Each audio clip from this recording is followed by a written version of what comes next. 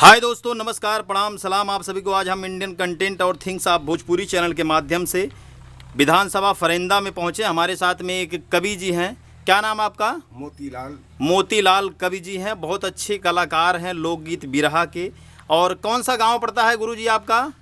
पश्चिमी निर्नाम टोला नगेसरपुर। नगेसरपुर कहाँ, कौन सा जिला पड़ता है? महाराजगंज। महाराजगंज जिले में है। चलिए, आपको बहुत बहुत धन्यवाद। और इस लॉकडाउन को लेके कुछ सुनाएंगे आप? दो शब्द हमारे जो ऑडियंस आपको देख रही है इंडियन कंटेंट और थिंग्स आप भोजपुरी चैनल के माध्यम से, दो शब्दों में उनको कुछ सुना दीजिए इस लॉकडाउन को लेके।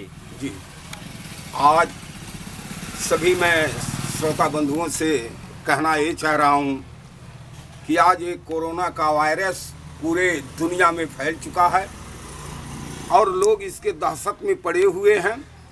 और यह जो है एक पहुनई करने आया है, पहुना के रूप में। इसी पर हम एक गीत के माध्यम से अच्छा बताना चाह रहे हैं। बताइए।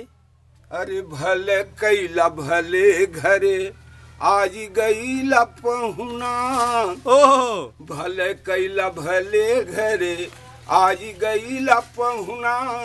अरे दुनिया का दिल दह लाई गईला पहुना।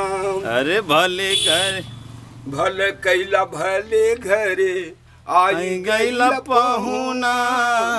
दुनिया का दिल दह लाई गईला पहुना। रोजी रोटी बंद कई देहला परेशान हो, हटिया बाजार बंद कैला दुकान हो। धन्य हो। मोटर गाड़ी बंद कर वाई देहला पहुना, मोटर गाड़ी बंद कर वाई देहला पहुना।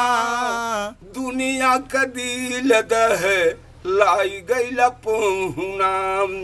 लॉकडाउन लागल नहीं केहू केहू के चिन्हली, चिन्ह के किरौना सार दुनिया के बिनहली। अरे चीन के किरौना सार दुनिया के बिनहली। धन्य हो।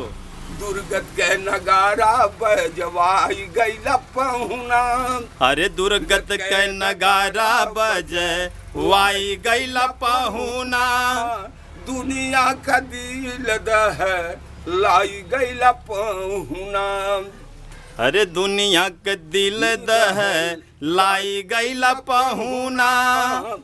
दुनिया का दिल दह लाई गईला पहुना। चलिए, बहुत बहुत धन्यवाद आपको गुरुजी। और कुछ है तो एक अच्छा सुनाइए।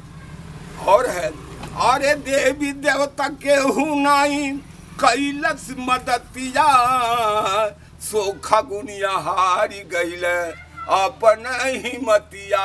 धन्य हो। सोखा गुनिया हारी गईले अपन हिमतिया।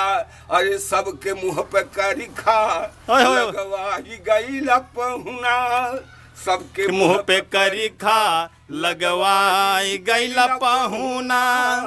दुनिया का दिल दह लाई गईला पहुना। बहुत बहुत धन्यवाद। चलिए, बहुत बहुत धन्यवाद आपको गुरुजी।